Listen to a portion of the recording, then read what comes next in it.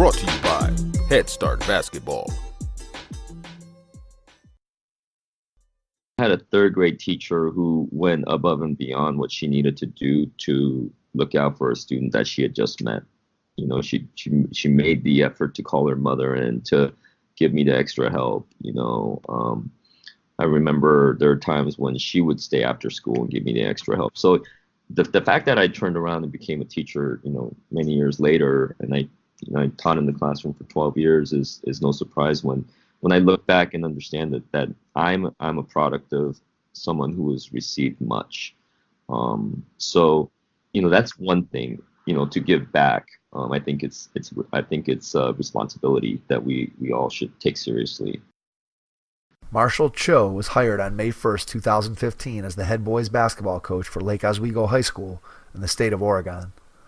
Cho served as the director of basketball operations at University of Portland from 2012 to 2014. His primary responsibilities included coordinating the team's travel plans, office management, overseeing the program's community outreach efforts, and managing the pilot basketball camps. Cho joined the Pilots after spending the previous 3 seasons on the coaching staff at renowned DeMatha Catholic High School in Hyattsville, Maryland with Coach Mike Jones. Cho began his career as an educator through the Teach for America program and taught in the South Bronx and Harlem for 6 years. He served as the boys basketball coach from 2004 to 2006 at Future Leaders Institute, leading them to a New York City charter school championship.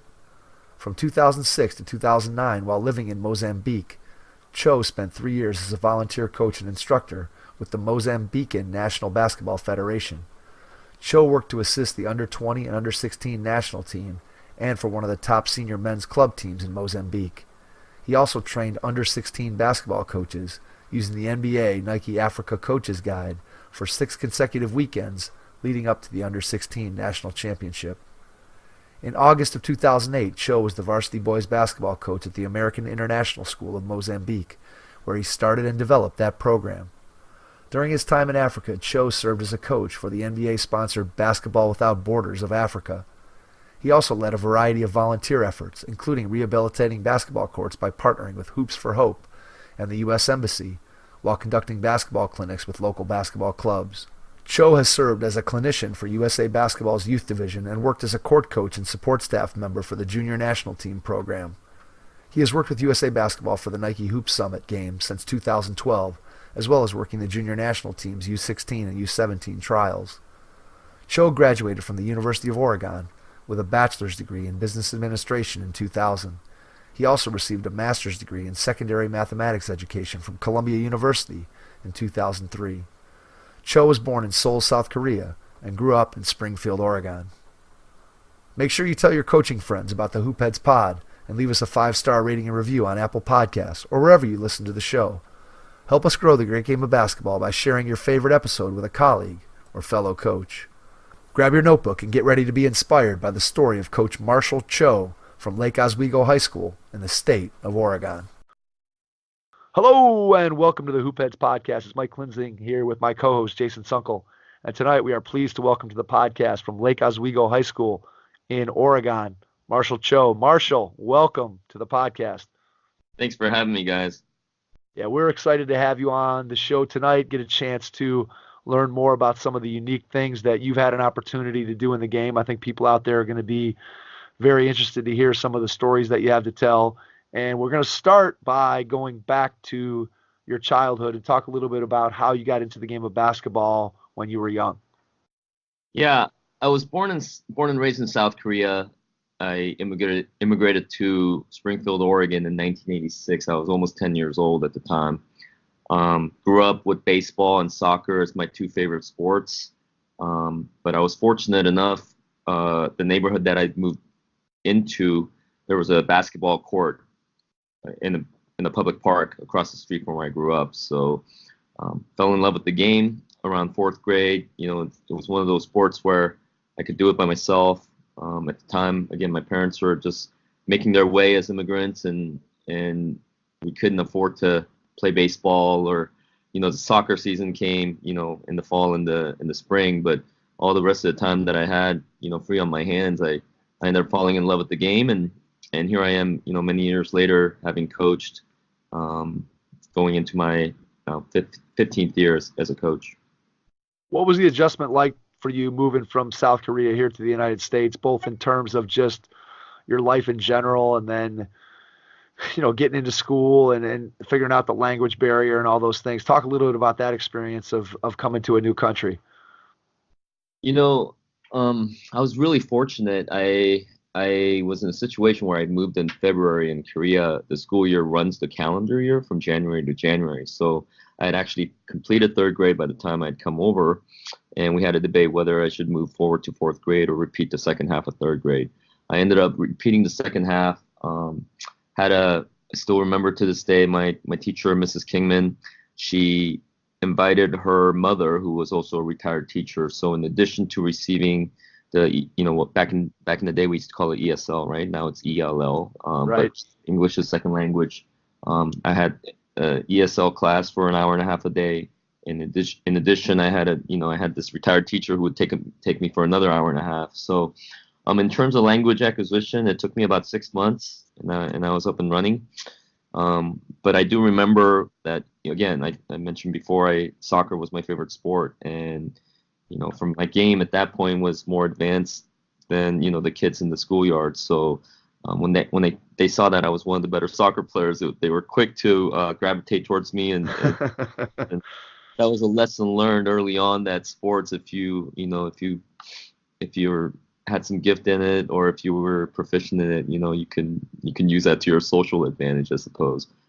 So that was a lesson learned, and at the same time, I was really just fortunate to have a group of classmates who took me in and welcomed me into the community. It was really the ideal childhood growing up in Springfield, Oregon. What was your most vivid memory from basketball in that first year or so that you were here in the United States? What was one of the most vivid memories you had at that time from the game? Yeah, that's a good question, Mike. You're good at this. It's a question I haven't really been asked before. It took me about a year until I mustered up the courage to even go out to the courts, to interact with the other kids who were playing. Obviously, I was new to the game, so I didn't really know what I was doing. But I wouldn't say any particular instance in those early few years stand out. But I do remember to say, just looking at the when the high school guys would come and play, or the college and older guys would come and play pickup. Again, we're dating ourselves, right? This is 1987, when right. People still played on the blacktop. So for sure, I was in the fourth grade, but I remember before those games let's say they would pick up from like 5 p.m. to 8 p.m., right? So if you're a grade school kid, you can get on there for a couple hours before the big boys showed up. So I do remember the times, where that transition was happening. The older guys sometimes would take me aside and, show me how to shoot or play one-on-one with me. And that's something that, stands out to me to this day when I see my own high school guys, when we run a camp or a clinic, that they turn around and do that for our kids in our community. It just happens to take place in the high school gym rather than the blacktop. As their coach, I'm happy and thankful to witness it, but I know that, at least for me, like if I didn't have that, I don't know if that's, maybe I would have picked another sport. But again, it's the same thing as I mentioned before in the classroom, where I was taken in by a community. I was fortunate to experience that. Same thing on the basketball court. So, the game, was allowed to kind of, it gave me time to fall in love with the game. Yeah, I know that I say it all the time, but I feel like kids today have missed out on that whole playground basketball, pickup basketball culture that was so important to me in my development, not just as a basketball player, but just as a human being and figuring out how to interact with people of different ages. I can remember being 13, 14 years old and going up and just like you, getting there early to try to get in the first game, because, once all the better players and older players showed up, then my chances of getting out on the court diminished. So I always wanted to make sure that I was there to be one of the first 10 guys to get on the court. So if my team would win, I'd have a chance of playing 2, 3, 4 games before I had to get off the court and go do something else. And just, I remember people taking me under my wing, taking me under their wing from, again, adults who seemed like they were really old at the time, but they were probably 25, 26 years old. And then the high school kids from my community. And just, it was something that I think continues to have an impact on me today in terms of how I interact with people and just the comfort level that I have with people from all different walks of life, whether it be, age, gender, race, whatever. All that stuff I think you learn through the game and especially through pickup basketball more so than I think the system now, because you play with kids your own age and you play in a gym and there's always a coach there and parents. It's just not the same experience for kids. And there's obviously a lot of positives to the system today, but I feel bad for kids that they don't get to experience some of the things that it sounds like you got to experience and that I got to experience out on the playgrounds and just in, open gym and being able to play that way. It's a totally different system today. Yeah, no, absolutely. As you're saying it, it's really making me reflect on how often, it is that our high school guys interact with our youth program kids. I don't want to jump the gun on, the rest of the conversation that we'll have, but No, let's jump into it for sure. Jump right into that. we always talk about the ratio of practices to games in the country, right?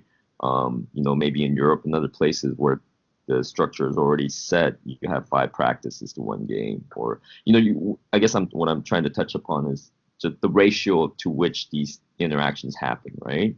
So when you and I are reflecting on this, I think a lot of people lament the first thing that comes up in our conversation is usually, you lose a game and you have to wait 3 hours to get back on. And I think the thing that I'm taking away from our conversation now is how, as a high school coach, can I create an environment where that organic interaction is happening more than, let's say, for my program, as good as we are in terms of being involved with our youth program, let's say 20 times in a year, right? I mean, that's a month's worth of pickup ball that you and I experienced, right? That's Exactly. out of 12 months, in Oregon, it rains. The joke is that it rains 9 months out of the year, so 3 months of outdoor hoops. Anyways, I would imagine I probably spent 6 months out of the year in that setting in my early years. That's a pretty good ratio, compared to what we're giving them now. So that's, as you're saying this, I'm going to go away from the interview and really be challenged to reflect on how more often I can, create that interaction between the older and the younger guys in our own community.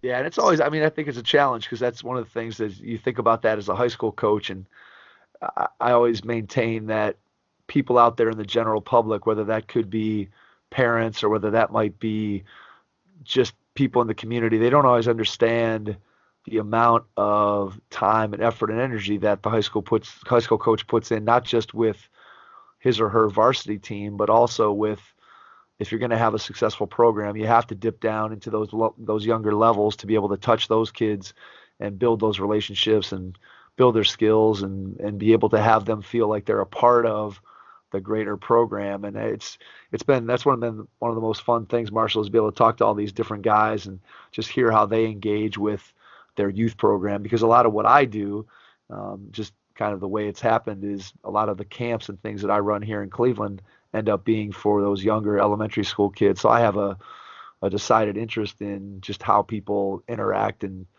do things with their youth basketball program. So it's interesting to hear you say that you're constantly reflecting and thinking about that. And talk a little bit about more what you do there in Lake Oswego with your youth program. We live it's a 2 high school town.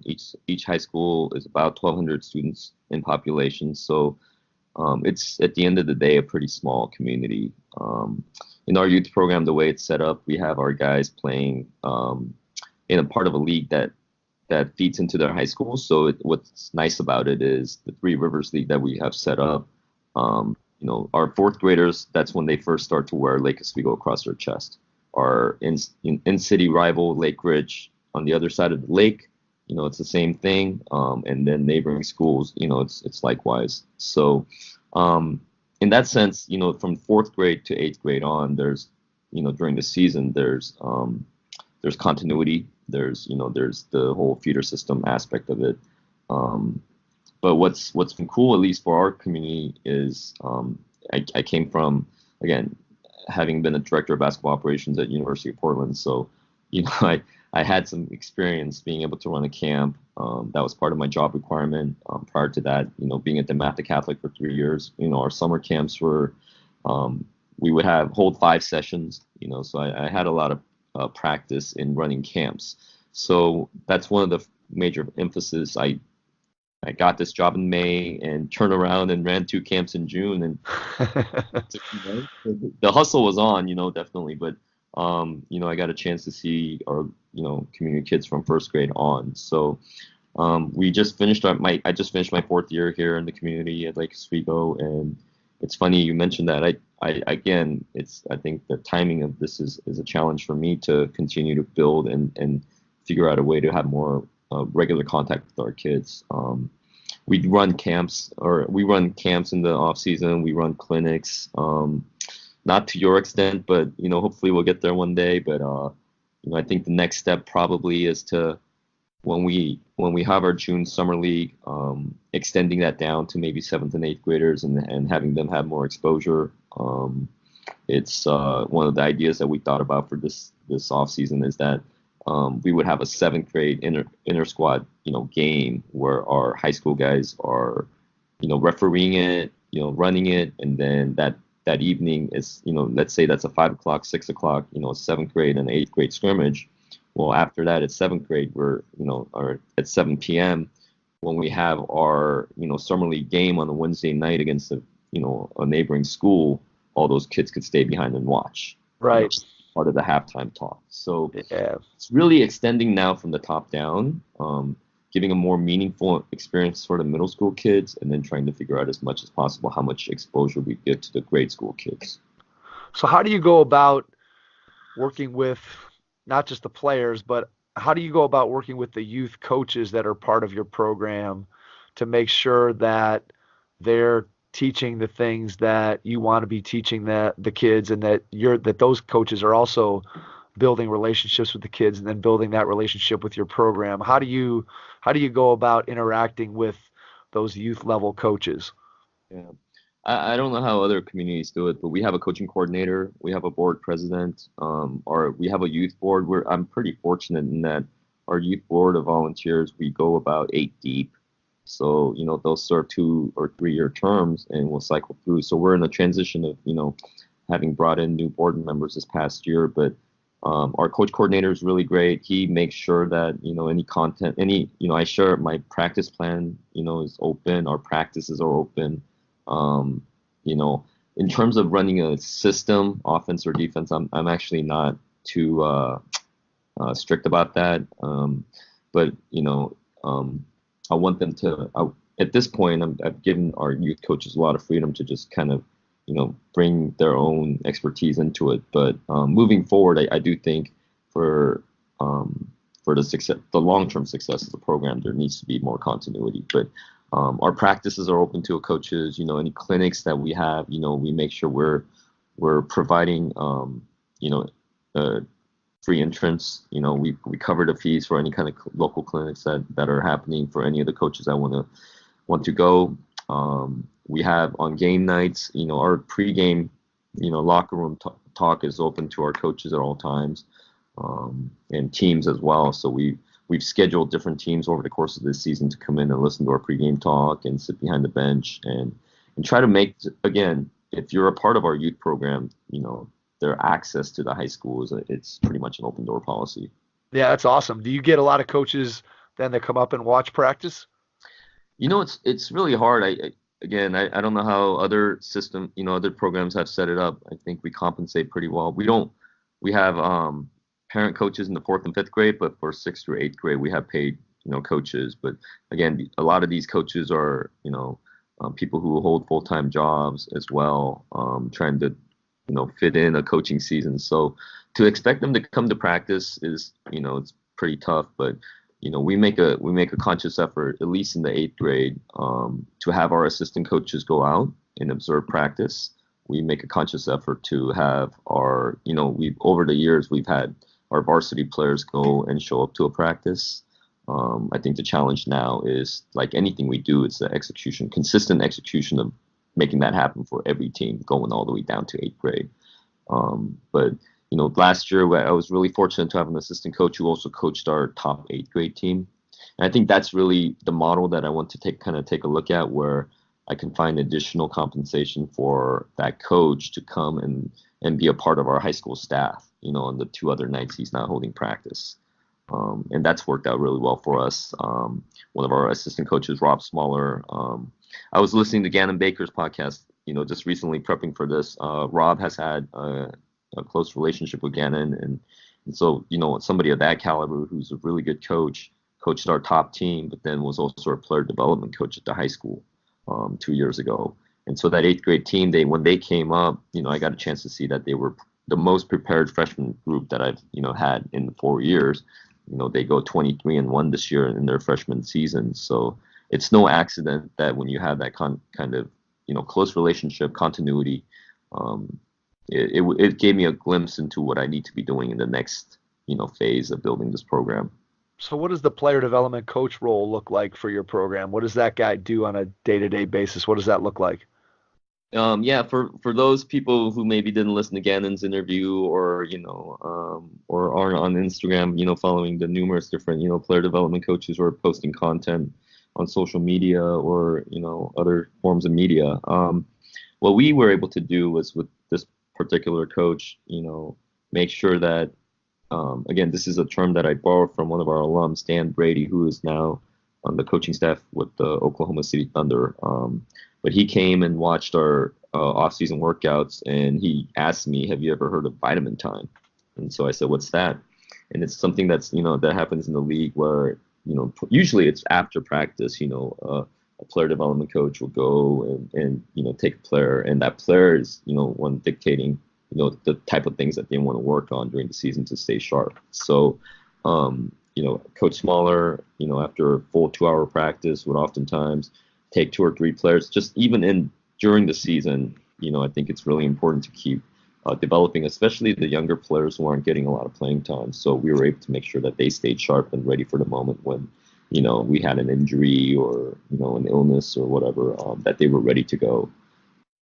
Yeah, it's awesome that you have that capability to be able to have a guy like that on staff to be able to work out your guys after and get more time in on the court. I know that everybody's always looking for ways to gain an edge and to help their players improve and to provide more value. And so the fact that you're able to do that, I would think that would be really a tremendous selling point for anybody who's involved in the program. But, if I'm a kid who's player 10, 11, 12 on the end of the bench and I'm not getting to play very much, the opportunity to work with somebody who cares about me and is going to help me get better throughout the season, I think that's got to be just a tremendous resource for you guys to have available year in and year out, day in, day out as part of your program.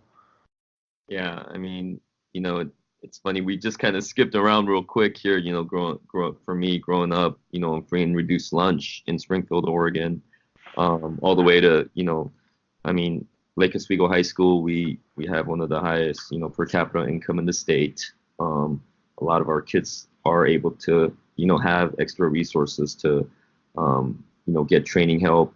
I probably have the best, strength and conditioning setup that I have right now, where I have a coach who helps, me and our guys. Our weight room was recently renovated, thanks to a generous donation from Kevin Love, who's an alum here. So, a lot of this that I'm, some high school coach that out there that might be listening, might be in the same position I was, when I go to a coaching clinic and listen to Coach Cal talk about how when he has 8 student managers out there, right, to run his practice, and they're going, what? Like, I don't have that. So, some of that aspect, it's humbling to realize that, we are successful. We've been able to be successful in the last 2 years, winning our league. And, this past season, we were number 1 in state for the second half of the season.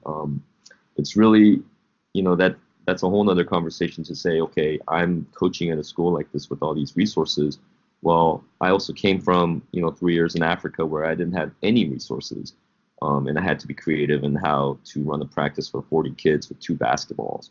So all that to say, I know that I'm in a really fortunate position here, but, as I tell my guys, be thankful for the opportunities that you have. For me, the challenge, really, a personal challenge of mine has been to also reach out to other high school coaches and figure out a way to help them and serve them, in ways that, maybe if I have, extra resources that I can share with them. So what are some of those resources that you would share with people? Whether, I mean, I'd be embarrassed. I'm sitting in my basketball office right now, just surrounded by just mountains of basketball sitting here. Fortunate to have a sponsorship where we get a brand new basketball every six new basketballs every year that we don't even pay for. It could be like a concrete resource like that, down to any of the clinics that we go to. We're again trying to be an open book within our own program, but also outside. When I was living in Mozambique, one of the most meaningful things that I got to do was, when I would come back to the States, collecting, gently used basketball shoes or used jerseys and turning around and giving it to other, bringing it to the kids in Mozambique. We've done a couple of drives. Again, this isn't something I know now it's going public, but it's something that we do just on our own without making it public. But when we do have the resources, I think it's just a matter of, how do we go about sharing that? How do we go about holding clinics that we can run, as fundraisers for other, programs, or within both domestically and internationally. Registration is now open at www.headstartbasketball.com for this summer's Head Start basketball camps. We'll be hosting camps this summer in Strongsville, Westlake, Avon Lake, Oberlin, Brunswick, Highland Heights, Mentor, and Hudson. At Head Start Basketball, we care deeply about making a positive impact on the lives of young basketball players, both on and off the court. It's through building strong relationships with our players, parents, and coaching staff that we are able to use the game of basketball to enrich the lives of those we interact with, both inside and outside of our organization. We believe that our attention to detail, our growth mindset, and our commitment to lifelong learning allows us to help our players achieve their fullest potential. We are passionately committed to providing players, parents, and coaches with everything they need to reach their goals. These core values run through everything we do. Check out our website, www.headstartbasketball.com, and discover why you should attend a Head Start basketball camp this summer. Hope to see you there. To be able to have an impact on other people, I think, is something that just from what little I'd known of you and just reading your bio before we talked, and I think that it's clear that you have a desire to have an impact on people beyond just the game of basketball, or using the game of basketball as your vehicle to be able to do that. And, a lot of people that sometimes get in those positions don't always necessarily look to do those things. So it's a credit to you that you're looking to be able to make an impact. And I think that's one of the things that, as we get older, and I know I'm speaking for myself here for sure, that as I've gotten older, being able to make those kinds of impacts has become a lot more important to me, and being able to touch more kids, be able to touch more players, be able to impact coaches. And that was at least some idea of why we decided to start doing the podcast, was to be able to sort of spread, our influence, but also give coaches like yourself and all the other great people that we've had on an opportunity to share some of the things that they're doing. And, we've talked to so many different coaches that have talked about, not just the basketball piece of it, but just some of the things that they've done in their communities and some of the things they've done with their players to have an impact. And can you talk a little bit about why that's so important to you as a coach, and why you've made it such an integral part of what you do? I think it goes all the way back to the beginning of this podcast, where I had a third grade teacher who went above and beyond what she needed to do to look out for a student that she had just met. She made the effort to call her mother and to give me the extra help. I remember there are times when she would stay after school and give me the extra help. So the fact that I turned around and became a teacher, many years later, and I taught in the classroom for 12 years is no surprise when I look back and understand that I'm a product of someone who has received much. So that's one thing, to give back. I think it's a responsibility that we all should take seriously. But the other thing I really learned is, I had the good fortune of going through college at University of Oregon, graduated, really not knowing what I wanted to do, had been a business major, but not happy sitting in a cubicle crunching numbers. And I was fortunate to come across a brochure at the Career Center, and it was a brochure for Teach for America, a national organization that, would recruit recent grads to go and serve in either rural or inner city communities for 2 years. It was a 2-year commitment. And so I applied on a whim, got in. Next thing I know, I'm, just graduated, but I'm teaching a group of 7th graders in the South Bronx. And, it's my first exposure from growing up in Eugene, Springfield, to being in a very diverse setting, being completely out of my comfort zone, but realizing that the game of basketball is where I was able to make a connection with these middle school students.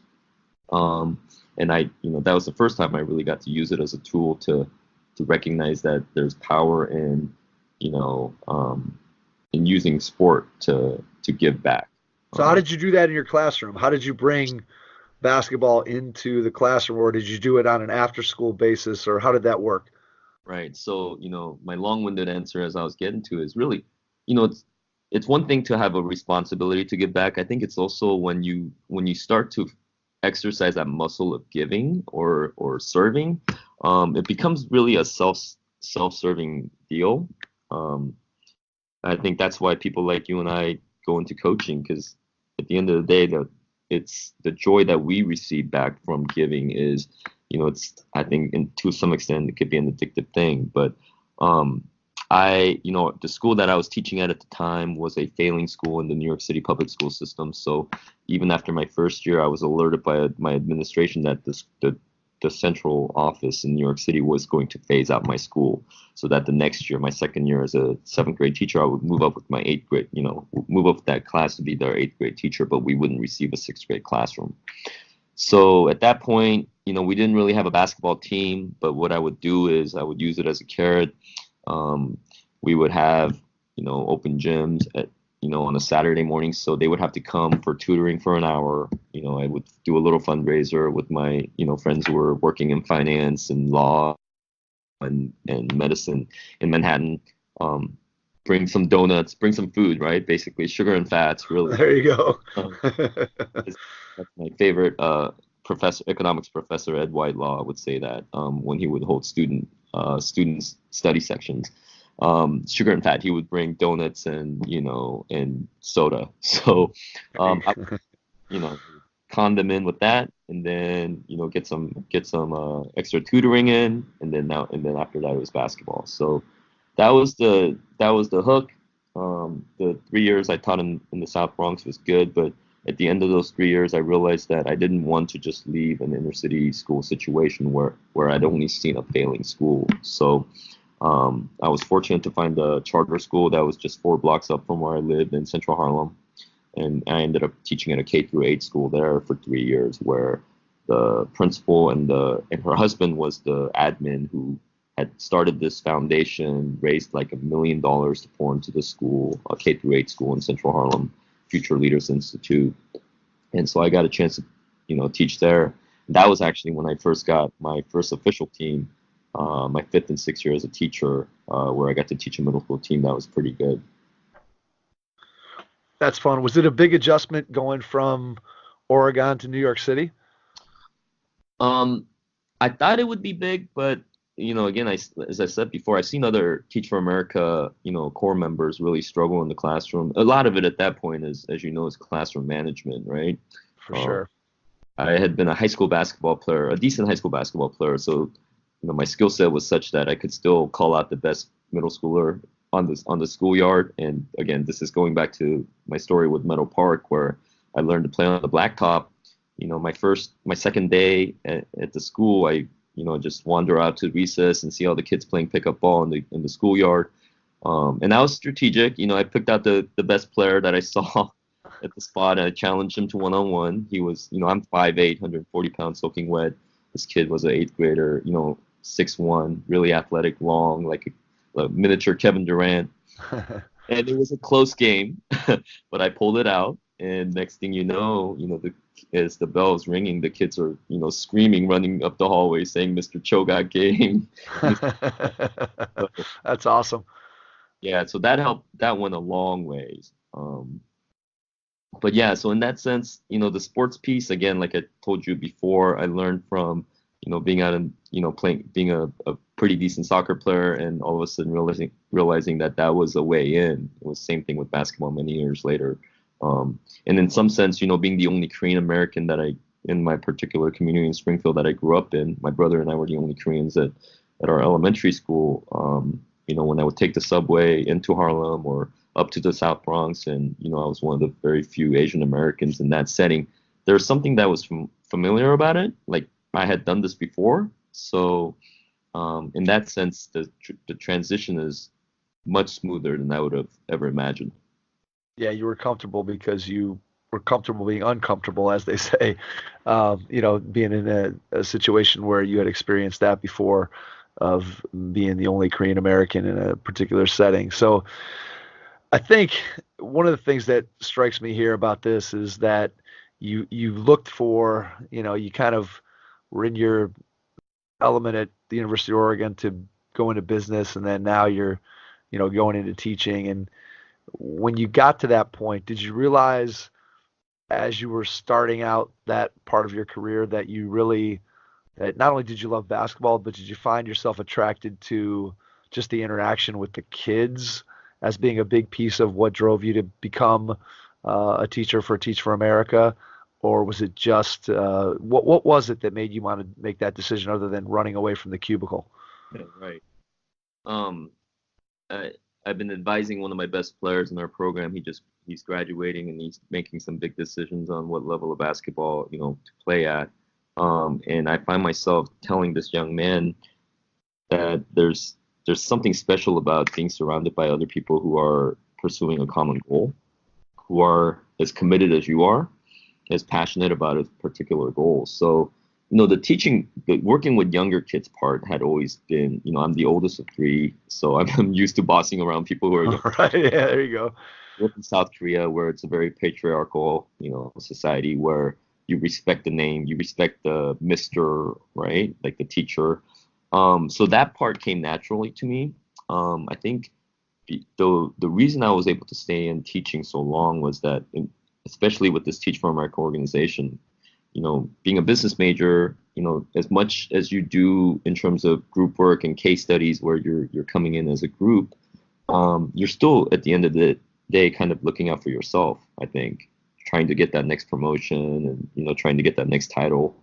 What I found when I first joined this program and they sent us out in a 5-week training session to Houston, Texas, all of a sudden, for the first time in my 5 years, in college, I was surrounded by other people of my other peers who were going for the same common goal of trying to close the education gap, close the gap that we have between those who have and who don't have quality education. And there's something that was really inspiring about that, again, I experienced it. And then when I find myself, obviously, I'm fortunate. Greg White, if you're listening, appreciate you suggesting me for this podcast. But, Greg and many others, we come from the Snow Valley, Iowa, basketball school camp, right? Like we're part of coaches who, thanks to Coach Don Showalter, Jerry Slackhouse, and others who, created this community of coaches who are really passionate about teaching the game. I experienced that as a teacher at the very first training session, and I think that sustained me to stay in the profession for 12 years. And now that I've transitioned to being a full-time coach, that's what I seek out now, is just finding a space where I'm surrounded and I'm working with other people who are as passionate about what I do as they are. Yeah, I think that's a huge key to anybody having success, fulfillment. I think those two things go hand in hand. When you can surround yourself with excellence and with other people who are pursuing the same goals that you are, I think it just makes your job a lot easier, a lot more fun, and it just feeds I think the fuel that you have, again, for whatever it is, it doesn't necessarily have to be basketball as it is for you and I, but for people out there, that have a passion, and for kids that have a passion, when you surround yourself by other people who have and share those dreams with you, I think that makes for, just a great situation for anybody to be able to find success. And, you mentioned Snow Valley, and obviously Greg was kind of the first conduit to connect us to Coach Showalter and all the other great people, including yourself, that we've been able to have a chance to talk to. And we're excited to be able to go out there this summer and experience it firsthand. But if you think about that community of coaches, who is it that you reach out to when you have a question, when you're struggling with something? Who are some of the mentors that you look to, that you pick up the phone and call or text when you have something that's going on in your coaching profession that you have a question? Who do you reach out to? I'm fortunate in that one of my mentors actually just lives 5 minutes from the high school here, and I also live in Lake Oswego, so we're a 10-minute drive apart. But there's a gentleman, Tony Dorado, who is the national manager for high school basketball for Nike. He's a Lake Oswego resident, and a longtime coach, a Hall of Fame coach actually at DeMatha Catholic down in the Bay Area. Came up this way and coached the LaSalle high school for a while before moving on to work at Nike. But he's been a catalyst in terms of just encouraging and moving along my helping along my high school coaching career. The story, when picking up where we left off with New York City, after my 6 years, I married my wife. We had dated for a long distance for a year, and we moved to Mozambique, where she was working in a fellowship in international public health. So she was managing these projects that would roll out HIV/AIDS prevention programs. So I had a chance to live in Mozambique, Africa, for 3 years. But one of the years, after my second year, I had a chance to have a coffee meeting with Tony. I feel like I've told this story a million times, but at the time I was coaching a lot, but I knew that I only had a year left in this country, and Connie and I were going to wrap up our time there and move back to the States. Not sure where we were going to end up, but I knew that I had a year left. I had the good fortune of meeting Tony for a coffee meeting, and I asked him, I have a year left in this country. I've been doing all these coaching. I had worked with the junior national team. I coached one of the top club teams. I started my own high school team at the American International School of Mozambique, and as I'm sharing my story, I asked him, what can I do to leave the biggest impact in the year that I have left? And his challenge to me was, you have to coach the coaches with the remaining year that you have. And you and I look back on that and go, that's a common sense answer. But I was so knee deep in coaching that I wasn't able to see it at the time. Right. But what I did was, he was gracious enough. He had just met me. But he said, if you organize a flight and a hotel, if you fundraise and figure out a way to, have enough money to, invite a coach, I will send you one of my Nike Elite high school coaches. This was at the end of the coffee meeting. And so I didn't know what kind of a awesome opportunity he was giving me at the time. But I did, I'm a slow learner, but I came around to it. I kept in touch with them over the next 6 months. And, with about 4 months to go, in February, I had raised enough money and figured out a way to, get a flight, get a hotel. So I emailed Tony back, and he says, great, I will send you Mike Jones from DeMatha Catholic High School. So fast forward to June, I had set up a week-long trip for them. Tony had come out accompanying Coach Jones, and we ran clinics locally, morning and evening sessions for 5 days. I took him on a safari to South Africa, which is a whole other story on its own, for another podcast. And on the second day of their trip, Coach Jones said if I ever came back to the States, he wanted me to join his coaching staff. So between Tony and Mike Jones, those guys are, if I ever come across a discouraging situation, or if I come across even something that's, that we accomplished as a group here, those two guys are the first two guys I pick up the phone and call and look up to and share those experiences with. So when you're doing, all right, let's go back to the beginning of your time in Africa. There's so much here to dig into. When you get over there, and obviously it's your wife that's kind of the driving force to get you there in the first place. And now you get there, how do you go about even knowing where to start, how to get going, who to reach out to start getting involved with the game of basketball there in Mozambique? What's the process like? Yeah. Well, my wife she's a saint. I think every coach should get used to saying that. But she's especially a saint in the sense that she didn't know she was marrying a basketball coach when she got into this agreement with me. What happened was, my last year in Harlem, the charter school I was teaching at, we won the New York City charter school championship. One of those, can't explain, Disney after school movie moments where we beat two teams that we don't have any business beating. And so after that experience, I look at the photo of that team every day in my office. Haven't had a championship since then, so I don't know what that's about. But I got the bug then. And so when we were getting married in August, prior to that, I knew that we were moving to Mozambique. It's a former Portuguese colony. I don't speak Portuguese. And so I definitely was having a moment of crisis about what I was going to do. But at that point, I don't think I was able to articulate it to my wife, but I think I was ready to really pursue this basketball thing. But then now I'm going to the middle of nowhere in Mozambique. So one of the things I did was I found out that the NBA was hosting a basketball without borders camp in Johannesburg, which was about a 5-hour bus ride from Maputo, the capital city of Mozambique. So I sent out a bunch of emails to complete strangers. I got a lot of no's. But I got a yes from a gentleman who was in the international office, Brooks Meek. He actually happened to be a really good basketball player from the state of Washington, played D3 basketball at Lewis and Clark, which ironically is just 10-minute drive north of my high school now in Lake Oswego. So I sent him an email. I said, hey, I'm a middle school coach. I'm moving to Mozambique. Could I volunteer for this camp? And, I had about 5 rejection emails, but he wrote back and said, sure, come on down. Love to have you.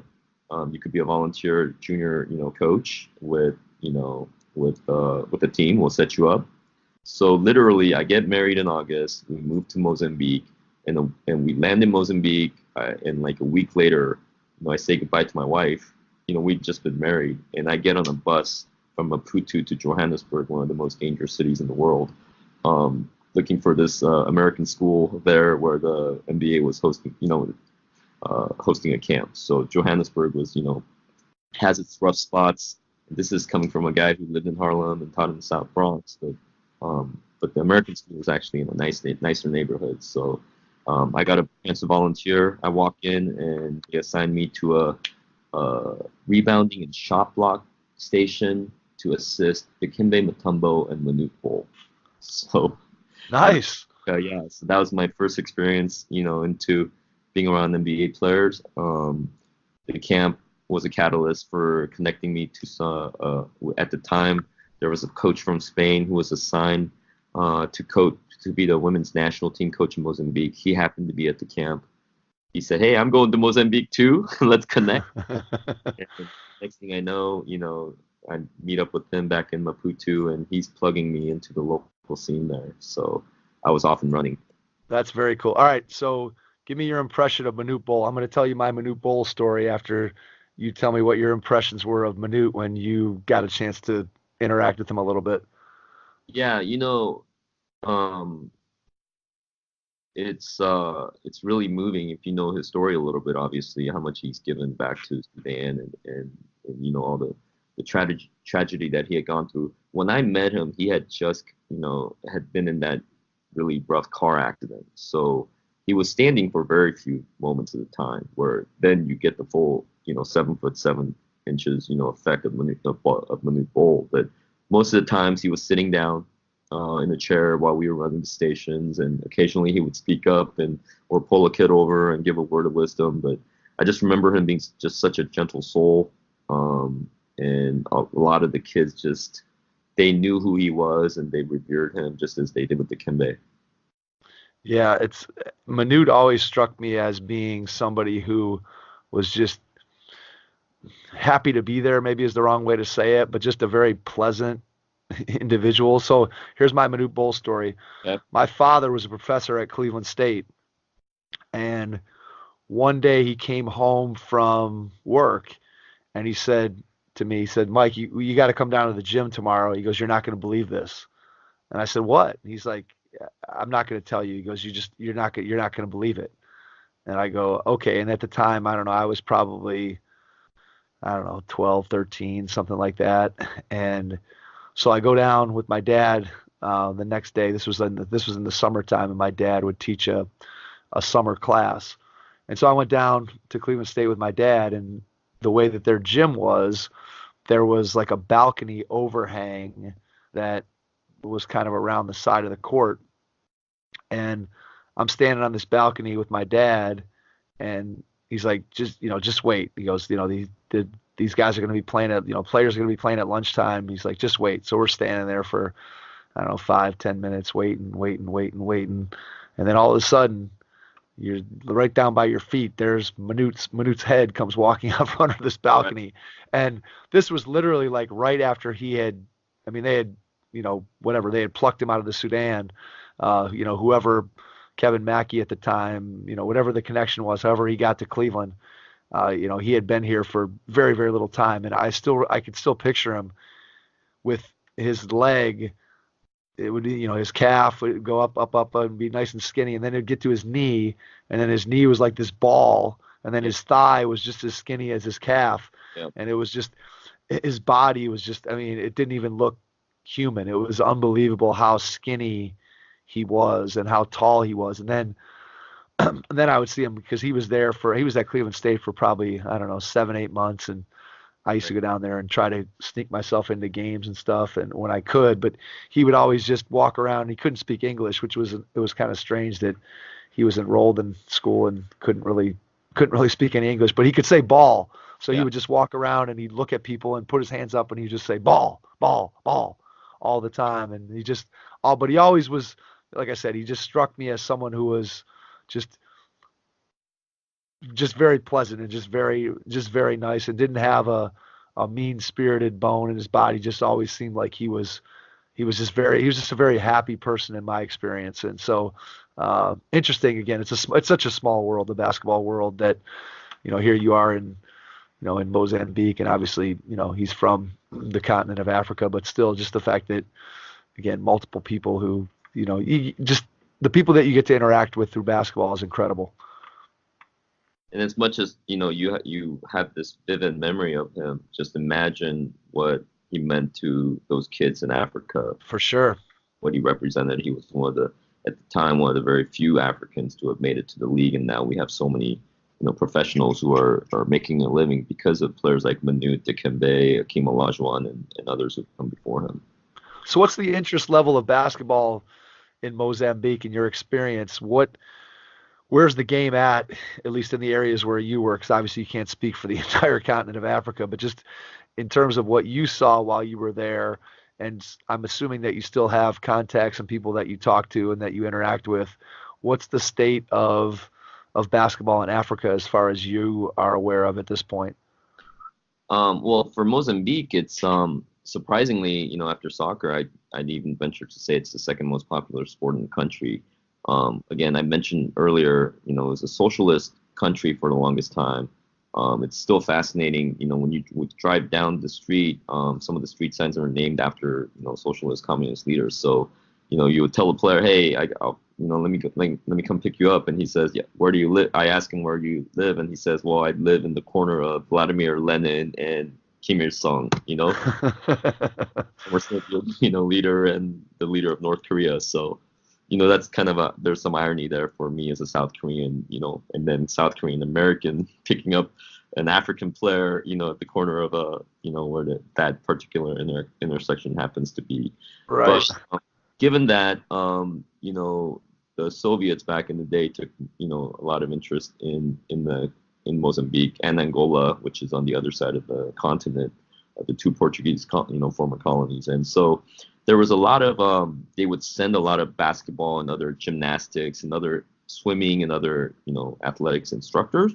So what I was pleasantly surprised to find that basketball was, taught at a pretty high level. The men aren't as big as some of these other countries that, you have the 7-footers from Sudan or Senegal. So they're, you occasionally find a 6'8" power forward or 6'7" wing, but vertically they weren't as blessed as some of these other countries. But the fundamentals of the game, have been taught pretty well. The women who don't have that kind of, verticality issue, or you can play with a 6'4" center, let's say. The women have consistently been one of the top 4 performing countries in the continent, which is really impressive. Head Start Basketball is proud to announce our very first summer 3-on-3 league. Why 3-on-3? You get more touches on the ball. You get more decision-making opportunities on both offense and defense. Every player is involved in the action. There's better spacing and less congestion on the court. 3-on-3 is simply a great game for player development, and it's a lot of fun. Our league is for boys and girls in grades 3 through 8, and will be held at the Strongsville Recreation Center on Monday nights beginning June 10th. So grab some friends and get your team registered at www.headstartbasketball.com.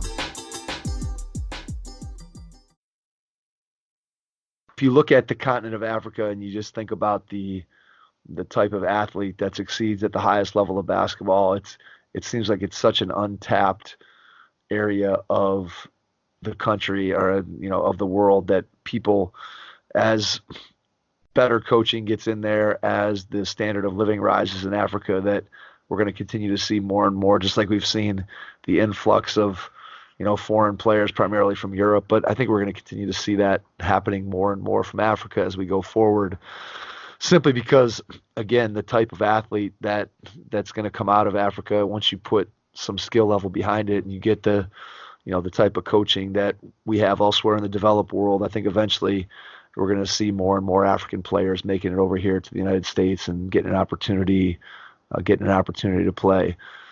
Let me ask you this: what's your best non-basketball related Africa story that you experienced while you were there?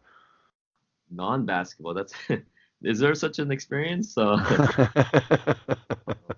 if you were on a safari, I'm assuming you weren't looking at lions and dribbling your basketball. So.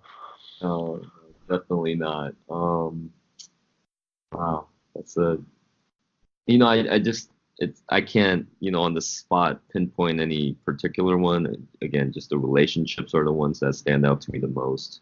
And again, not to bring this back to like a sob story or whatnot, but I lived in a part of Mozambique where,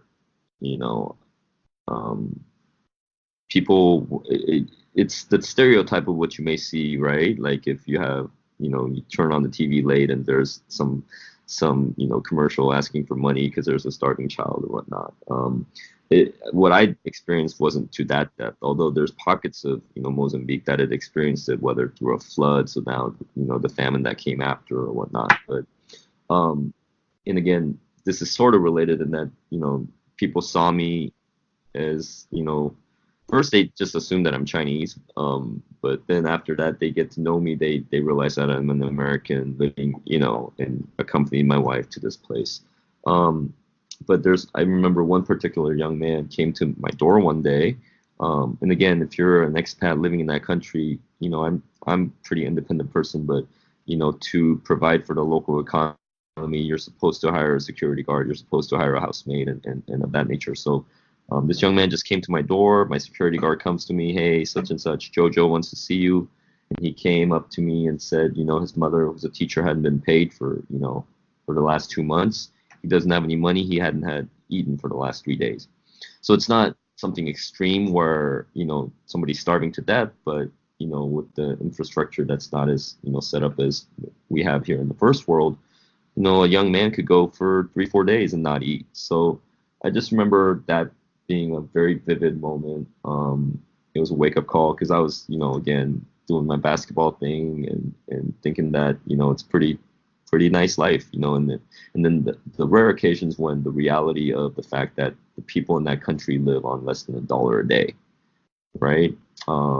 That I think that's the non-basketball piece of it. I had come out of New York City, really wrapped up my identity as an inner city teacher, and I think I, in some form or fashion, maybe even made that an idolatry, and that now that's stripped away, and I'm trying to find a new identity, and in the midst of that, experience, I'm finding all these people who are, having a hard time on their own, not, and I have the luxury to sit here and go, well, what do I want to be next? Right. It's next to me who hadn't eaten for 3 days. So those are the things that stand out to me more than anything, and it drives me to be the best that I can with the opportunities that I have here, so that maybe I'm praying and hoping for a chance to go back. And they just recently up in the northern region had a cyclone that just devastated a city.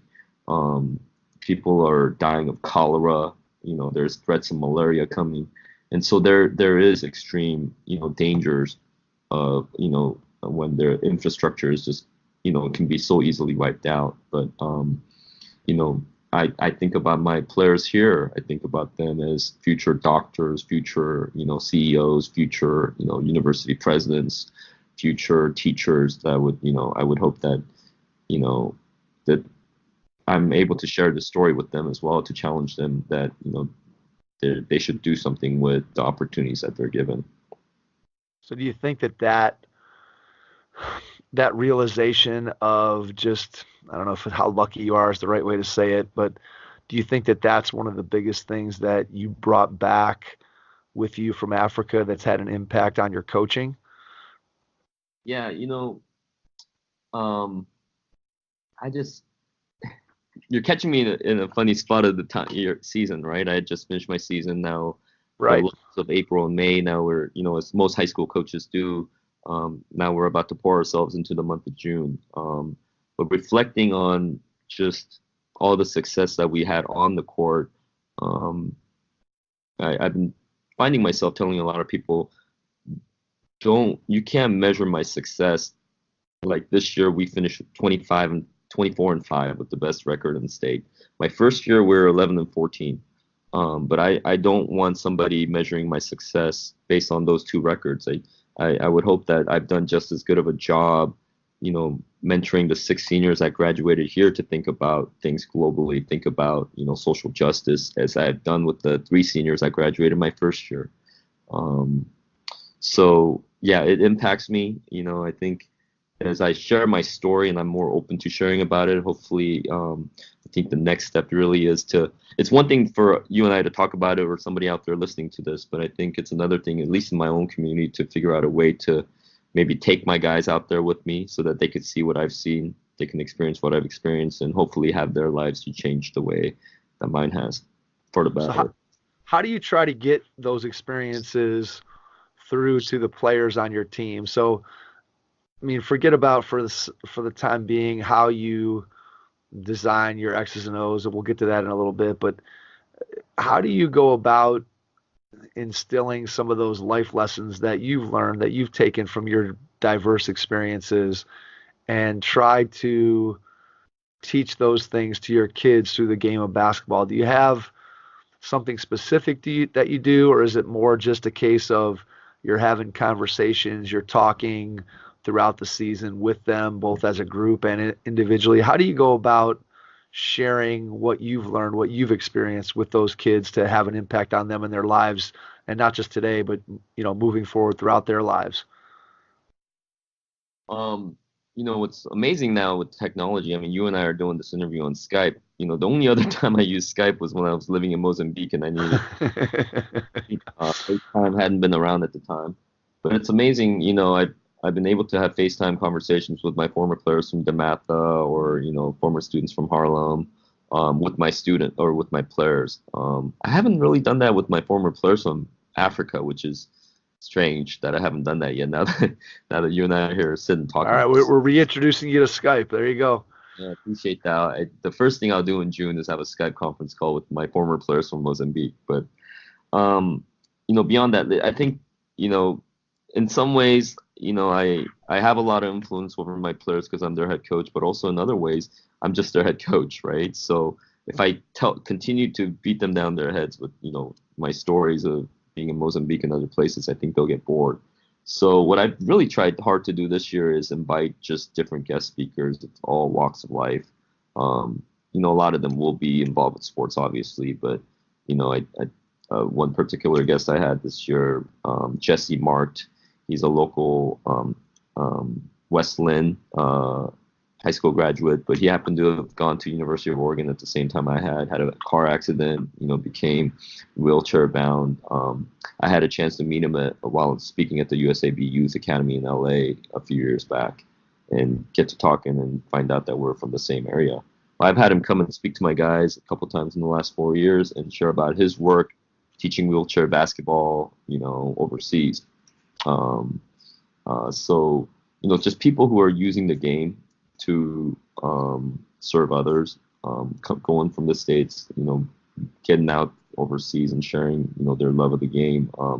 I think a guest speaker like that has a much deeper impact than if I were to, tell some story about it. So yeah, I think it's the old adage of, eventually there's some degree of tuning out your stories when you hear them over and over again, or when you're hearing from that same voice. So I think being able to bring in a speaker, I love that idea. I think it's a great way to have a message shared with your team, but that message doesn't come from you all the time, because it's just like a situation where you're parenting. This is one of the things I found, and I know before the podcast started, we were talking a little bit about youth sports, but one of the things that I've done is, other than basketball, I've tried to drop out of coaching all my other sports for my kids, because I think they need to hear a different voice. Sometimes in basketball, I think that it was good this year. It was the first year that my son played for somebody other than me as on a 7th grade middle school team,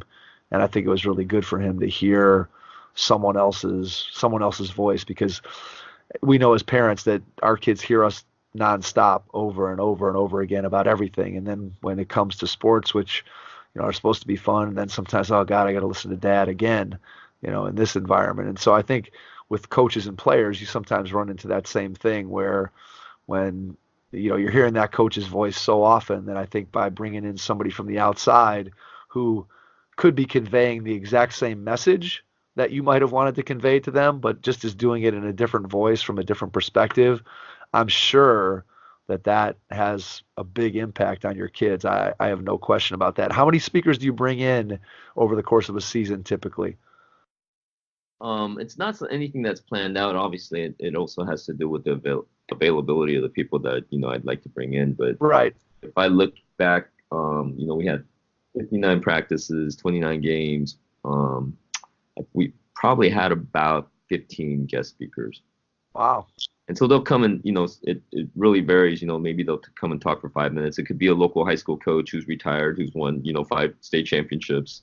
But it could also be, a former Division I basketball player, speaking of another person from Africa. Daniel Gomez was a player who is a product of the Seed Academy in Senegal, somebody I got to meet while working Basketball Without Borders.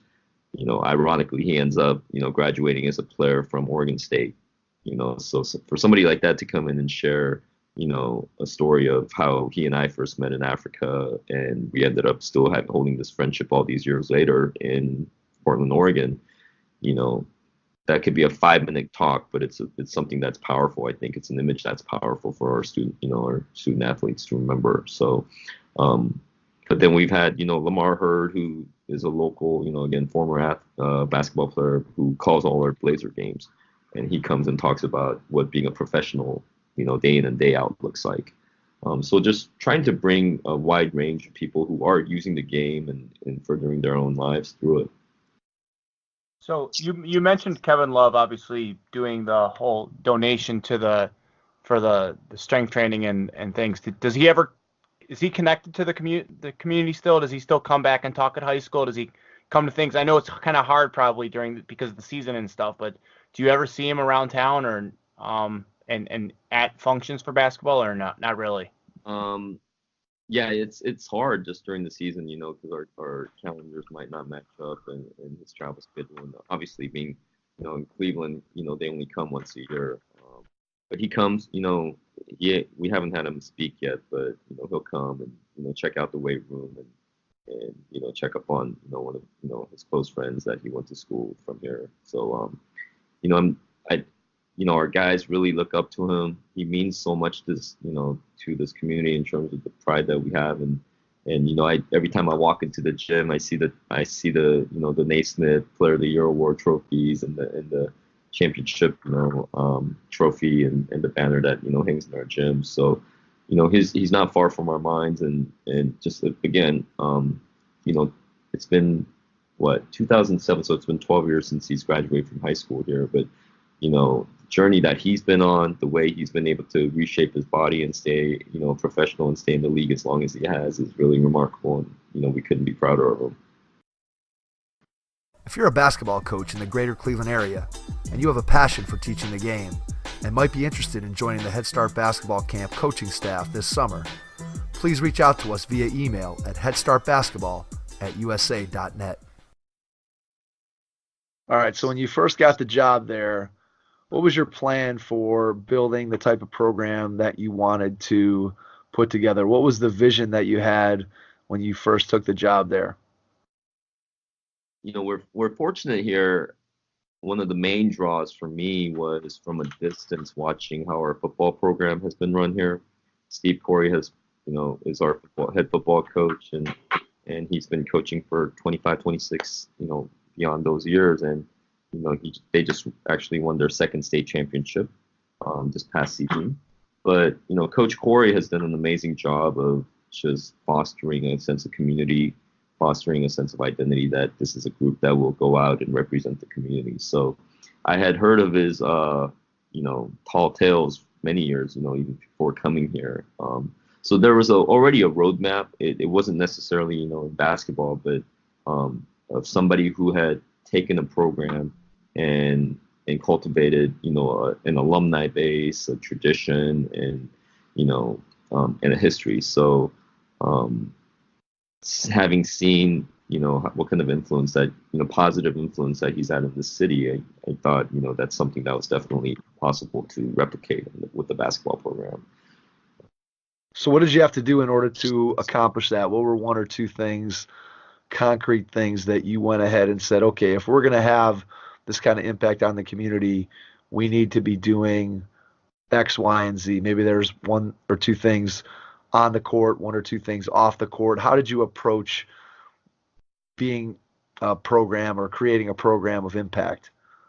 I think, again, the biggest thing was the timing of it was such that I was able to hold a camp, our summer camps in June, in the first 2 weeks of June, once school got out. So that was really my first exposure to all the youth kids, right? Because I wouldn't see them again until the fall.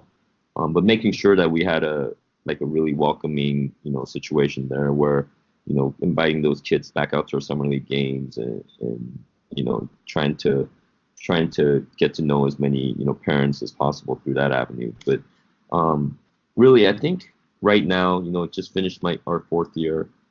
The biggest thing I think about is our journey from having been 11-14 first year to 12-13 second year to 20-6 the year after, and now 24-5. So as I said earlier, that records don't really matter, but I do think there is. You said that you used the word excellence, and I think the way we go about playing and respecting the game. I think having a clear identity of how we play. Again, I touched on this earlier, just because again, Ryan Shepard is our strength and conditioning coach. He was my first hire. I knew that from having come from the time I was at University of Portland for 2 years working for Coach Reveno, and then prior to that 3 years at DeMatha, but 2 of those years overlapping with Alan Stein. I just saw the importance of a strong, strength and conditioning program, and having the luxury of having a great coach like Ryan, who's super invested into our kids. but he's also someone who's a bridge to other sports because he works with our football team, he works with our lacrosse team, he works with the girls basketball program. So really, it wasn't anything that I was wise enough to do it. I really stumbled onto hiring a strength coach, who I believe, in any basketball program is probably, after the head coach, the second most important coach in the program. So I stumbled onto him, but he's allowed me to, he's really been a bridge for me to the other teams, other coaches, and broaden my reach in terms of the student athletes in our program that I've gotten to know. So what is the strength and conditioning program that you guys are on? What does that look like from a standpoint of how much time are you putting in, or how much time are the kids putting in, let's say in the preseason, summer, and in season? What does I don't know if there is a typical workout, but kind of what are you guys doing on that, sort of on the throughout the calendar year with your strength and conditioning program? Yeah, I know that each state has different rules for how much on-court time the coaches are allowed to have. We're fortunate here in Oregon that typically after the season's over, you have about a maybe 3-4 week long moratorium period where you can't do anything with your players, which I think is healthy. And then after that, you're given 6 weeks an hour, at least in our highest classification here, which is 6A. It's a pilot rule right now, but we're given 6 hours a week to work with our guys on the court, which is similar to what I experienced at University of Portland, where the NCAA, I believe, gave us 8 hours of work in the off season. I think at the collegiate level, at Division I level, that's probably not enough, but at the high school level, 6 hours is plenty. But having said that, our strength and conditioning hours aren't limited. So maybe if I was super gung-ho about it, I'd have them in the weight room another 6 to 8 hours a week. Right. You don't want to burn out the kids. You want to encourage multi-sport athletes. So in the springtime, we generally let them have a little break from it. Maybe we'll revisit it in the month of May and get them in the weight room a couple times, a couple hours a week. In the summer, as we're doing our June ball, we structure where, we try to get our guys in a couple times a week. Maybe in the month of July, it's those who are motivated to stay within the program. They'll make a plan with Coach Shepard and do that on their own. In the fall, that's when we really, if you're not a fall sport athlete, we set it up so that they get about,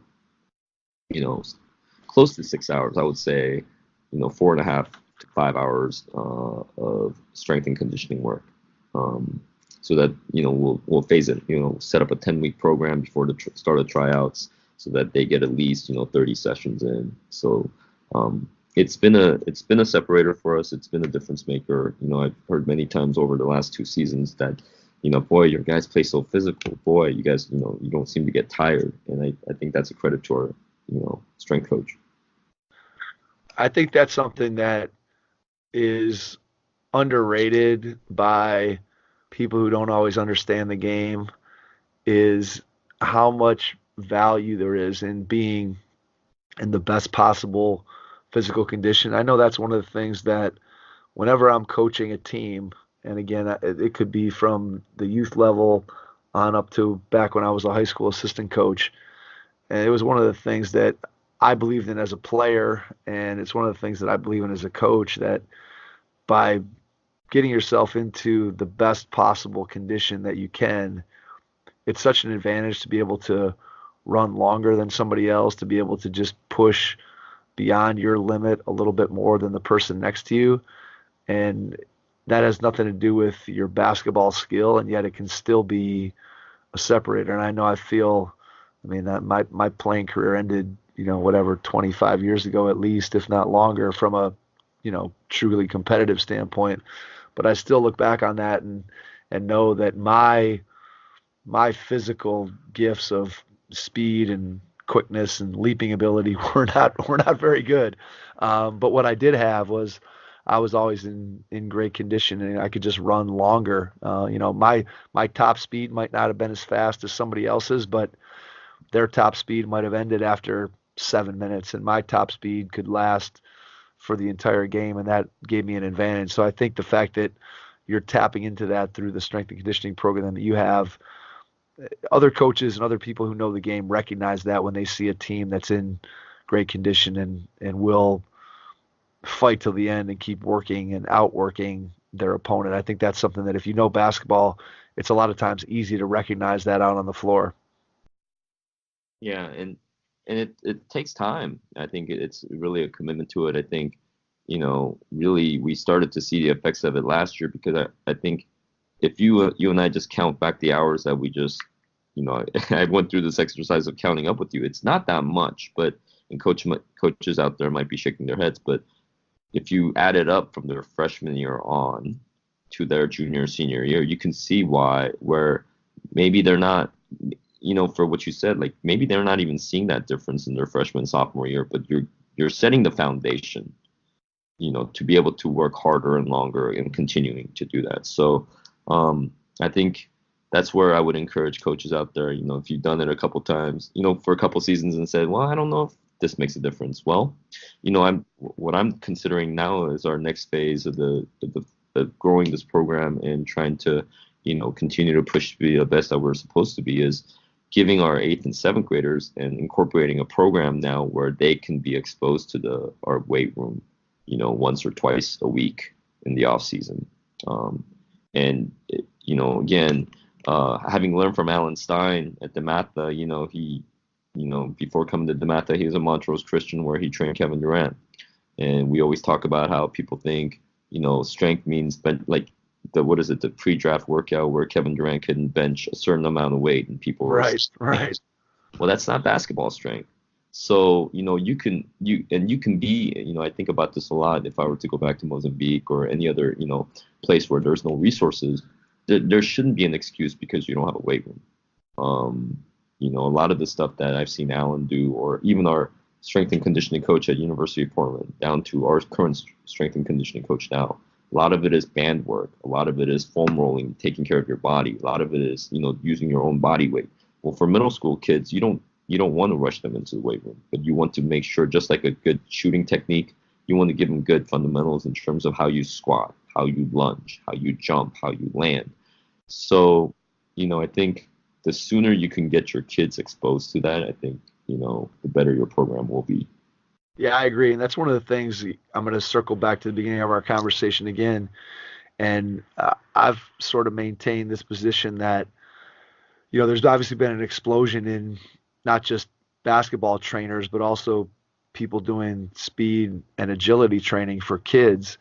And just like what you just described, where kids are having to learn how to land and how to jump and how to lunge. And I always tell people that I feel like I learned how to do that, like climbing my neighbor's tree and jumping off the roof of their garage and just running around the neighborhood playing tag and doing all those things that kids today just don't do those things in the same way that people who are from our era did them. And I think that it's why the strength and conditioning piece of it and that agility and that athleticism part of it is something that has become very important for kids to learn, because I don't feel like they learn it the same way that we did, which was more by just experimentation and running around and playing as a kid, because kids just don't play the same way that we did when we were younger. And so I think that piece that you just described becomes even more important, that we teach kids how to, control their body and move and do things compared to the way we grew up learning those things.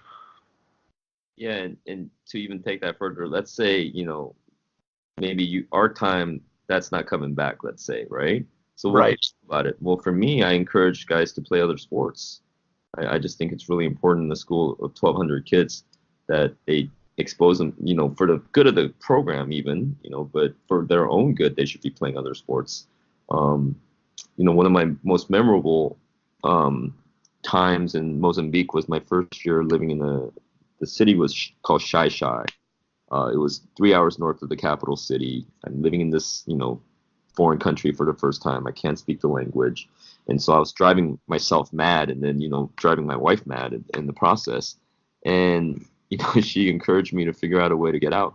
Well, I figured out a way to build a basketball court, nail the backboard and the rim onto a big tree in our backyard. It was a dirt field, and I was shooting by myself just to, you know how that goes, right? Oh, absolutely. That's right? I think Nothing better than nothing. There's nothing no better place of respite than on the basketball court. there. So, but what happened was a lot of the neighborhood kids saw this guy shooting hoops and said, "What's that?" They had never played before. So next thing I know, my wife's coming back from a long day's work and she's got a backyard full of, Kids. I don't want to hear that ball bouncing. I want to get some rest. I got 40 kids in my backyard. And so I taught them how to play basketball for the first time. And what was amazing about it was I still remember, it's such a memorable image. On the dirt court, you can't dribble the ball more than once or twice. And what I noticed, these kids who had never played the game before played basketball as if they were the San Antonio Spurs, because their sense of spacing from being soccer players was that you would think, and you've seen it back with our youth kids, my third grader, when somebody picks up the dribble, what do? They run straight to the ball for a handoff.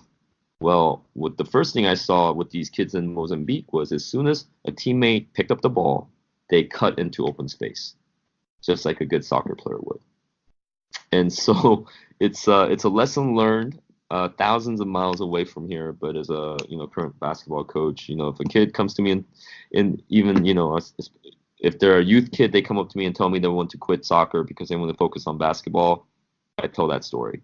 If they're a high school sophomore and they're thinking about quitting, I tell them that story. So play is one thing, but I think also playing other sports, there's so many benefits that you and I may not even realize. Yeah, there really is. I've said before on the podcast that I'm a big fan of kids playing multiple sports. What I'm not a big fan of is when you get coaches and programs, and this cuts across all sports. It's not just basketball or just soccer or just football or whatever. But what I get worried about, what I get nervous about, what I don't like is when I hear that adults who are coaches of a program or are running a private club and they're putting the pressure on kids who are 8, 9, 10, 11 years old and their parents to make decisions and say, hey, you've got to play our sport year round and you should drop sport X just so you can play our sport all the time. And that's when you get into real dangerous territory, I think, when you're having adults trying to dictate to kids what they should be doing. And the reality is that the reason why we all get into sports in the first place is because it's fun. And that's why you pick up a basketball, that's why you kick around a soccer ball, that's why you toss the football around. And when you take that fun away from a kid and you make it more like a job when they're 10, the chances of them continuing to play that sport for the remainder of their competitive years, I think, diminishes greatly. And so I really am a big proponent for playing, again, as many sports as you can. And there are times where, like I was a kid, I think my last sport I gave up was tennis when I was I think I was either in 6th or 7th grade. And then from then on, I just played basketball. But growing up until that point, I played so much sandlot baseball and backyard tackle football and tennis and golf and I think it made me a better athlete. It goes back to what I said a minute ago. I think I learned how to move and do different things and understand the spacing like you described by being a multi-sport athlete. And I think if you only allow your kid to do one thing when they're 8, or you feel the pressure to have them only doing one thing when they're 10 years old, I think you're doing your kid a disservice in the long run for sure. Yeah, listening to you, what I take away is feeling the pressure. Who's feeling the pressure, right?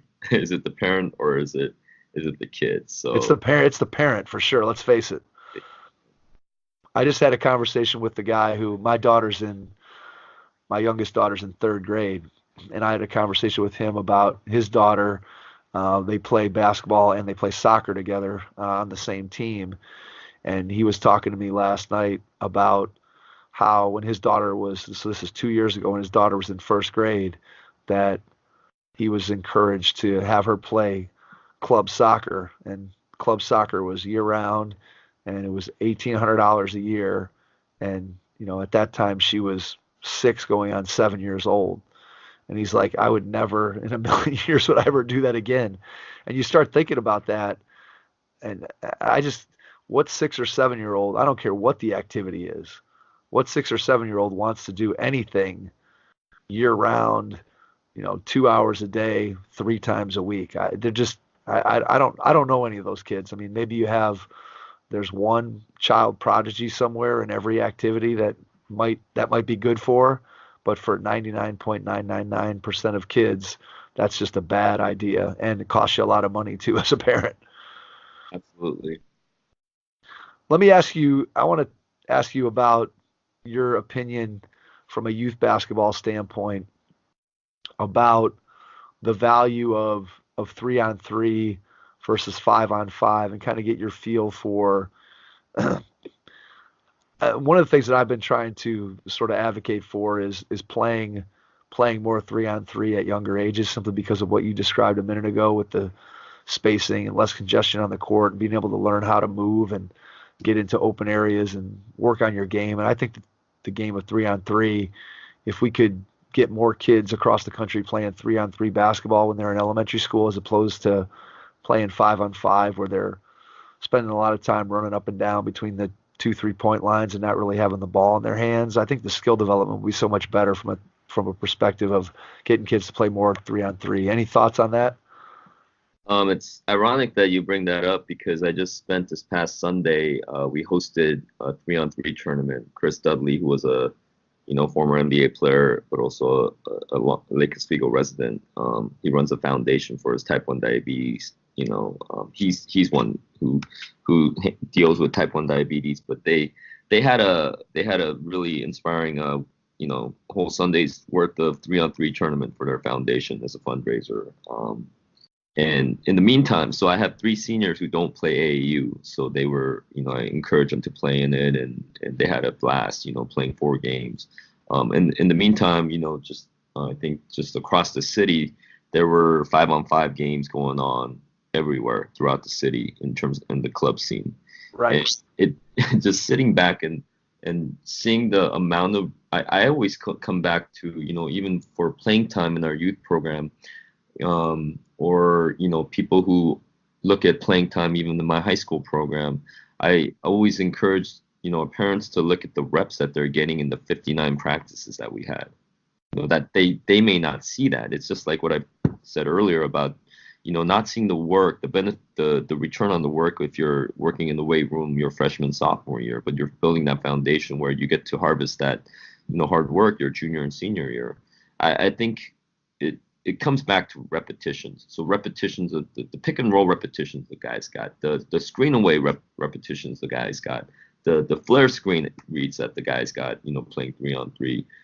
I mean, those are reps that they got in 4 3-on-3 games that maybe would take them, 15 AAU games to get to. And this is not a knock on AAU or club ball. I always come back to our practices to game ratios. So 3-on-3, they're games, but really, there's small-sided games that we do in our own practices a lot. 3-man game and 2-man game. I think I just listed a bunch of the benefits on the offensive end, but defensively, we were one of the top defensive teams in the state, and a lot of that is, based on what I learned from Coach Jones at DeMatha, our weak side rotation, our commitment to doing shell drill every day, even though, that might not be the most, sexy thing to do in practice. When you're playing 3-on-3, you can't hide. So you have to be able to guard your yard. When you give up a straight line drive on a 3-on-3 game, there's, very rarely there's weak side help. So on both ends of the floor, I think just the benefits of playing 3-on-3 is so awesome. I think this past weekend, while the Hoop Summit game was going on, the USA Basketball was also hosting the National U18 tournament for 3-on-3. It's now an Olympic sport, that's coming up. And so I just think the game, it's my hope that the game will continue to grow. It's my hope that the people will see the benefits of a 3-on-3, and that's maybe the closest way. Maybe we can again come to talking about our idealistic pushback towards the blacktop. But I can't think of a better off-season activity for your players to be engaging than entering multiple 3-on-3 tournaments. Yeah, I love the 3-on-3. So we're going to try to start a league this summer for the first time. do some for upper elementary school kids and middle school kids and see if we can't get something going and really get people to see and understand the benefits of 3-on-3. We're coming up on an hour and a half, Marshall. I want to touch on one more topic with you, just how you got involved with USA basketball. Talk a little bit about some of the experiences that you've had to have there, that you've gotten to have with USA basketball, and why it's been such a positive experience for you. I think that just again as a Korean American immigrant, that first time you get to wear any gear, where there's the flag is on there and those 3 letters are on there. I mean, there aren't any words to describe that feeling of pride and gratitude. But my first time being involved was in 2012. Coach Jones was the assistant coach on the Hoop Summit team. Our senior guard James Robinson was the point guard. And I just got to accompany them out here. Got to know some of the staff, and just been I think it's similar to my I get that question a lot, how did you get involved? But I think a lot of it is just good graces and good fortune, but some of it is also that willingness to just kind of raise your hand and say, I'll go there, I'll show up. Right. What needs to be done? And so I think it's a combination of both those things, and the people of that organization have been just so gracious to me, and I just been trying to serve as best as I can over the years. So what are you looking forward to with USA basketball? Do you have anything coming up on the horizon? I know Coach Jones, there was some big news that came out today about him being named the head coach of the under-16 national team. So what do you foresee, or are you doing anything with them this summer with any of the coaches academies or anything? Nothing. I'm not sure what's not yet. I think they're still sorting out the speaker list and all of that stuff. But fortunately, I live in Portland, Oregon, or I live in Lake Oswego, the suburb of Portland, Oregon. So every year I get to be involved with the Hoop Summit and help out. So I've been fortunate to go in the past and serve in the October mini camps, and what I'm moving forward, I've been looking back, I've been really blessed to have so many opportunities, but moving forward I see so many new coaches now being involved with the initiative that they have in the Final Four. Coach Brost, right? He was one of your guests. Absolutely, yep. Like, these are just awesome, awesome human beings first, but just amazing coaches. I had a chance to learn from Coach Fitch, Scott Fitch from New York, and Stan Waterman from Delaware. I mean, those are 2 coaches. Coach Waterman has a court named after him, so there's so many just high quality high school coaches out there that have a chance to give back to the game. I think that if somebody comes up to me and says how'd you get involved, I think USA basketball obviously carries a very strong brand, and and represents us globally, but the best thing I've heard is from a friend of mine, Matt King, who is also your past guest, who's been a speaker and has been involved with the youth academies and whatnot, and he reminds me, we're USA basketball, you're USA basketball. I'm like, what you're doing right now is USA basketball. If you and I picked up a bag and went to Mozambique, they wouldn't know the difference. They know that you're a coach from America. You come from a place where people love the game and respect it and have something to offer. So, that would be my encouragement to anybody out there. Just, I think about that. Whatever the gold standard that I've been able to have, I want to bring that back to our community and be able to share with the little circle that we have. But I think that the biggest takeaway is that we're all part of USA basketball, and we have to, play our part in moving the game forward and respecting it. Yeah, I love that. I think that if anybody who's out there who's listening, who's a coach, a parent, a player, whoever you are, if you love the game of basketball and you think about yourself representing USA basketball whenever you go out and you interact with the game, you interact with players, you interact with fellow coaches or fellow parents, whatever it might be, if you just think about the symbolism of having that USA basketball crest on your chest, I think the game would always be in better hands if we kind of keep that in the back of our minds. Marshall, I want to wrap it up by giving you a chance to share how people can reach out to you and get in touch with you if they'd like to, whether that's on social media, your email, and then when you're finished with that, if there's anything that we didn't hit on that you want to share for your parting shot, you can go ahead and do that as well. Yeah, I think probably the two best way to get in touch with me would be through my email. It's my full name, marshallcho@gmail.com. And then, on Twitter, it's at Coach Cho. But either avenues, I'm, like I said before, I've been really blessed to have, so many people looking out for me. If there's anybody who wants to come watch a practice or just, carry on an email conversation about the game, I'd be happy to do it. I want to thank you guys for just giving me this opportunity to share my story a little bit, and just thank you guys for all you do for the game. I've listened to many of your interviews, and it's been an encouragement to me in my coaching journey. Well, we appreciate those kind words, and we're certainly going to keep trying to plug away at our mission, which is to create a platform that helps coaches, players, parents to be able to, grow the game and make it better. And that's really what it's all about, to be able to share the knowledge of all the great guests like yourself that we've been able to have on. And I think that, a lot of times, especially when we're talking about high school coaches, there's people out there that are doing great things that nobody knows about. We all know about the famous people and coaches and big names in the game, but we don't always know about the people who are doing it on, I don't want to say a smaller scale, but just on a not as famous scale. And that's really what it's all about for us. So we want to thank you for spending an hour and a half with us tonight, Marshall. It's been a pleasure. And to everyone out there, we will catch you on our next episode. Thanks. Head Start Basketball's Player Development Academy offers Cleveland area players a unique opportunity to improve their basketball skills. Regardless of a player's age, skill level, or position, training with Head Start Basketball will elevate your game to the next level. Do you want to improve your ball handling, become a better shooter, or develop into a more skilled, confident player? Our Academy classes offer training that's designed to do just that. Our training sessions are innovative and will have you learning skills that are transferable to actual games. We have 4 different class skill levels for boys and girls, ages 4 and up. All Player Development Academy classes will be held at the Strongsville Recreation Center. For more information or to get registered, please visit www.headstartbasketball.com. Thanks for listening to the Hoop Heads podcast, presented by Head Start Basketball.